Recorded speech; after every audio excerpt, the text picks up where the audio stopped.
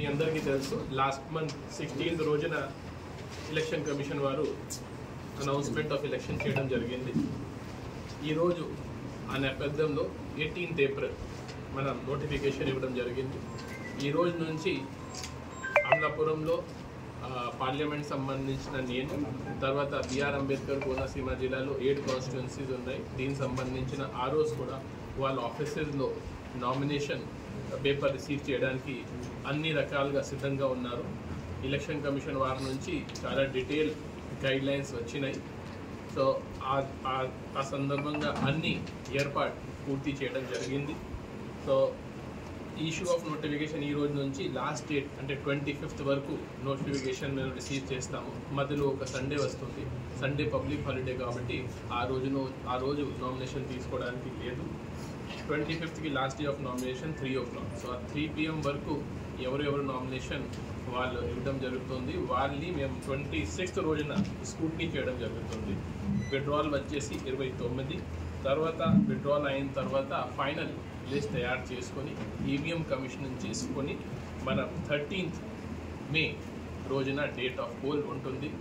అందరు కోనసీమ జిల్లాలో ఉన్న అందరు ప్రజలతో నా విజ్ఞప్తి అంటే లార్జ్ నెంబర్స్లో వచ్చి ఈ 5 yearsలో ఒకసారి మీకు ఇది అవకాశం వస్తుంది కాబట్టి 13th రోజున ఖచ్చితంగా వచ్చి ఓటు వేయాలి. చాలామందికి ఇక్కడ ఓటు ఉన్నాయి కానీ బయట పని చేస్తున్నారు, ఎప్పుడెప్పుడు వస్తున్నారు. దయచేసి ఇది 13th will be a public holiday. అది కూడా అనౌన్స్ చేయడం జరిగింది. మీరు గవర్నమెంట్ సెక్టర్లో ఉన్న, ప్రైవేట్ సెక్టర్లో ఉన్న మీకు ఖచ్చితంగా వాళ్ళు సెలవు ఇవ్వాల్సింది కాబట్టి please come in large number, exercise your right and enjoy the festival of democracy. Counting of votes మీ అందరికీ తెలుసు 4th జూన్ ఉంటుంది. అది కూడా మన Srinivasa college of engineering, Cheyuru village, Kakarenikona మండల్లో అది కూడా అన్ని ఏర్పాటు చేయడం జరిగింది. సో అది కూడా 4th మనం చేస్తాము. సో ఇక్కడ నుంచి మనం రెగ్యులర్గా ఈ మీడియా సెల్ ద్వారా మీకు అన్ని ఇన్ఫర్మేషన్స్ కూడా ఇవ్వడం జరుగుతుంది. బ్రాడ్గా చెప్పాలంటే ఆల్ ఏఆర్ఓస్, సో పార్లమెంట్ వచ్చేసి కలెక్టర్, దీనికి డిఓ, నాకు పీడిఐసిడిఎస్ ఏఆర్ఓ, తర్వాత ఎవరు అక్కడే అసెంబ్లీకి ఆర్ఓ ఉన్నారు వాళ్ళు ఆటోమేటిక్గా పార్లమెంట్కి ఏఆర్ఓ వస్తారు. సేమ్ లైన్స్లో అసెంబ్లీలో ఆర్ఓ వచ్చేసి అక్కడ ఒక డిప్యూటీ కలెక్టర్, కొన్ని చోట్ల ఆర్డీఓలు ఉన్నారు, కొంతమంది డిఎం సివిల్ సప్లైస్, సిఓజెడ్పీ అట్లాంటి ఆఫీసర్స్ని పెట్టడం జరిగింది.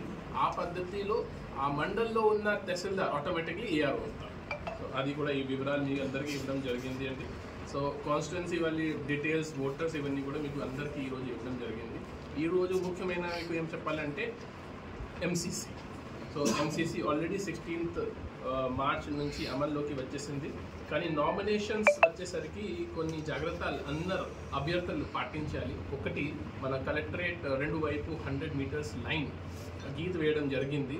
దీని లోపల చాలా అంటే వాళ్ళు మ్యాక్సిమం 3 vehicles రావచ్చు. అది కూడా 3 vehicles అక్కడే పోలీస్ వారు స్టాప్ చేసేస్తారు. ఆ తర్వాత వాళ్ళు నడిచి రావాల్సింది. తర్వాత కలెక్టర్ దగ్గర వచ్చినప్పుడు మ్యాక్సిమం 5, దీనిలో క్యాండిడేట్ కలిపి రావాల్సింది ఉంటుంది.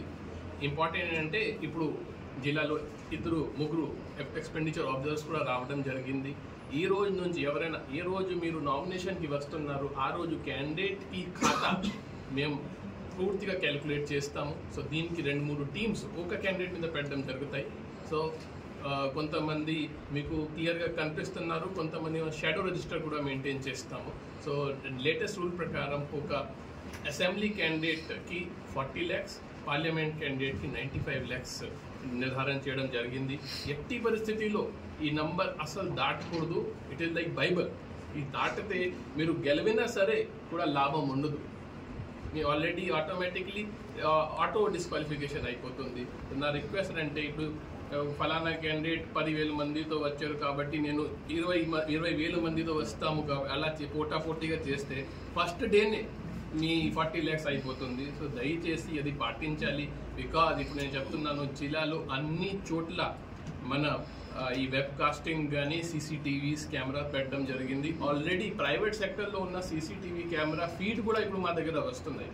సో మీరు ఏ సభకి వెళ్తున్నారు, అక్కడ ఎంతమంది వస్తున్నారు, అక్కడ ఎన్ని బైక్స్ ఉన్నాయి, ఎన్ని జెండా మీరు ఏర్పాటు చేశారు, ఇవన్నీ డీటెయిల్స్ మా దగ్గర ఉన్నాయి. ప్రతి ఐటెంకి ఆటోమేటిక్ ఎలక్షన్ కమిషన్ నుంచి రేట్ వచ్చింది.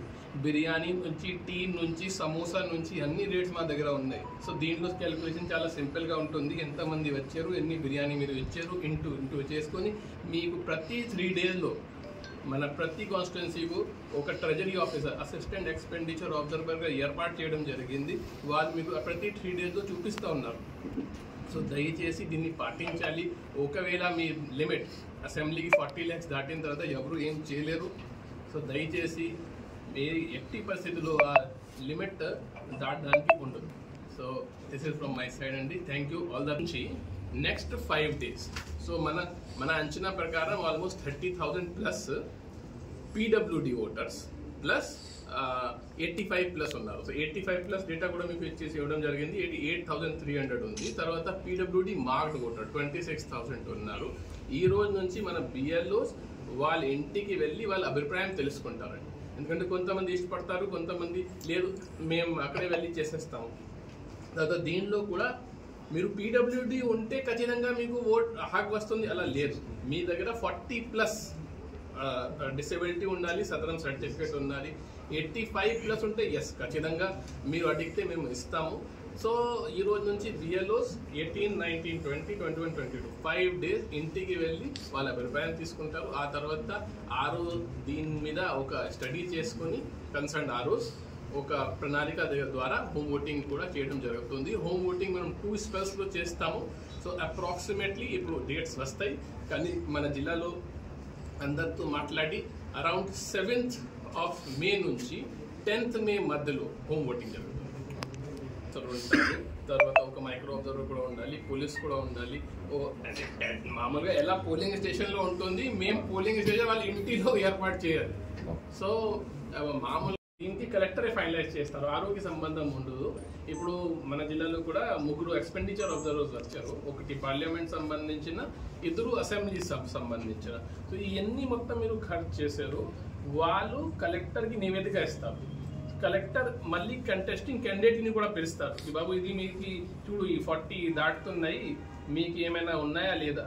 సో వాళ్ళు కూడా ఏదో చేస్తారు. సో రెండుకి కన్సల్ట్ చేసుకుని 40 అయితే ఎలక్షన్ కమిషన్కి పంపడం జరుగుతుంది. సో 4th June తర్వాత ఆ ఎక్సర్సైజ్ అవుతుంది.